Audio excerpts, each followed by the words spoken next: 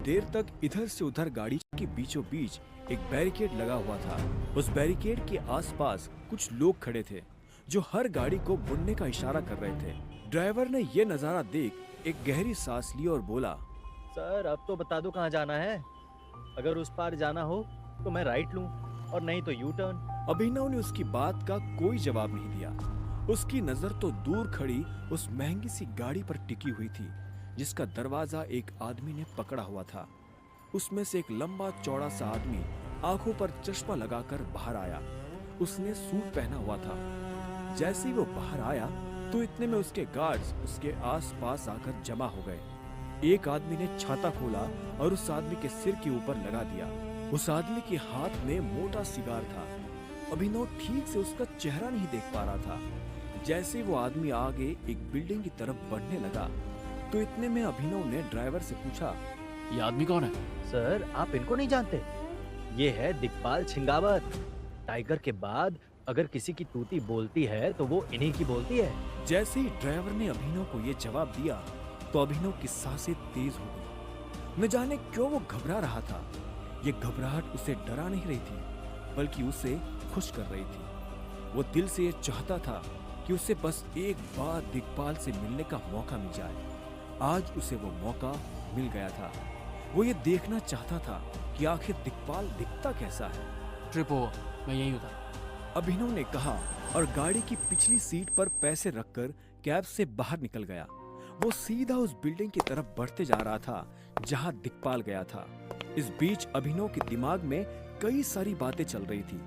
उसने जब दिग्पाल को इतने बड़े जत्थे के साथ देखा तो उसे ख्याल आया कि अगर दिग्पाल जैसा आदमी इतने बड़े जत्थे के साथ चल सकता है तो फिर उस दिन उसके पिता इतने बड़े जत्थे के साथ क्यों नहीं चल रहे थे। अगर उनके पास भी इतना बड़ा जत्था होता तो शायद आज वो अभिनव के साथ होते। ओए! अभिनव उस बिल्डिंग के अंदर दाखिल होने ही वाला था कि तभी उसे पीछे से एक आदमी की आवाज आई। वो आदमी अभिनव को रोकने का इशारा कर रहा था, लेकिन इससे पहले कि वो अभिनव को रोक पाता, अभिनव बिल्डिंग के अंदर दाखिल हुआ और उस भीड़ में गायब हो गया। वो आदमी अभिनव के पीछे भी आया, लेकिन अभिनव को ढूंढ नहीं पाया। जब वो आदमी निकल गया तो अभिनव भी बिल्डिंग की लॉबी की तरफ बढ़ने लगा था।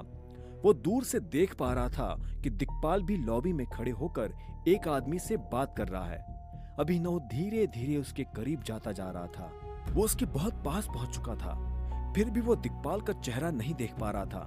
दिग्पाल अभिनव को धर ना ले, इसलिए अभिनव ने अपनी नजर बिल्डिंग की तरफ घुमा दी थी। वो बिल्डिंग गुड़गांव की सबसे बड़ी बिल्डिंग्स में से एक थी। अभिनव उसे देखकर ताज्जुब कर रहा था कि आखिर ये बिल्डिंग थी किसकी। इस बीच उसे लॉबी में किसी के चलने की आवाज आई। अभिनव ने देखा कि एक लड़की दिग्पाल के सामने आकर खड़ी हुई और झुककर उसे सलाम किया। इसके बाद उस लड़की ने दिग्पाल से कहा।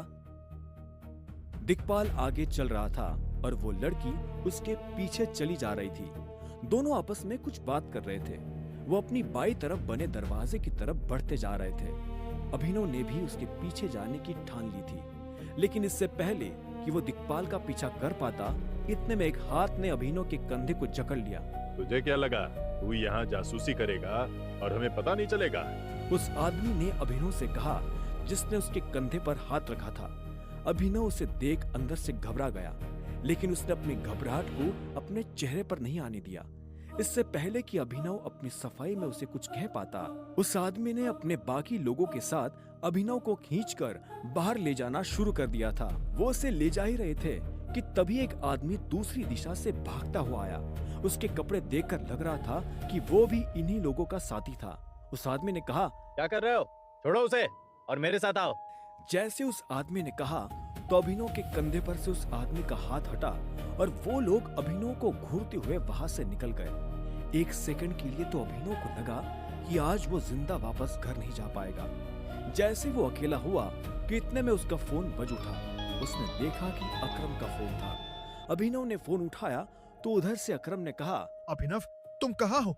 अकरम की आवाज में अर्जेंसी साफ सुनाई दे रही थी।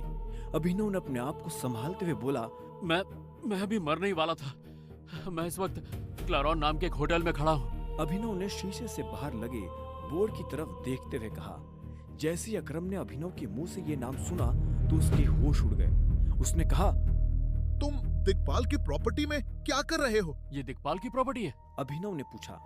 अकरम ने गहरी सांस ली और कहा, देखो, अभी ये सब छोड़ो, मेरी बात ध्यान से सुनो, ध्यान से। चुपचाप जितनी जल्दी हो सके ऑफिस आओ। मैं अभी थोड़ी देर पहले ही यहाँ आया हूँ और मुझे सब पता चल चुका है यहाँ क्या हुआ है। ऐसे काम नहीं चलेगा अभिनव। अगर तुम इसी तरह ऑफिस असिस्टेंट बने रहे तो जो हम चाहते हैं वो कभी नहीं हो पाएगा। मुझे तुम्हारी पोस्ट बढ़ानी ही पड़ेगी, वरना ये तमाशा ऐसे ही चलता रहेगा। कोई भी ऐरा गैरा आदमी तुम्हें कुछ भी सुना दे, ये मैं बर्दाश्त नहीं कर सकता। इसलिए अब तुम्हारे पास सिर्फ 2 चॉइसेस हैं। या तो तुम एके प्राइवेट लिमिटेड में मैनेजर बनकर बैठो, या फिर अपनी ही कंपनी में एक मामूली कर्मचारी बनकर रह जाओ। मैं वहीं आ रहा हूँ, मिलकर बात करते हैं। अभिनव ने कहा और फोन काट दिया।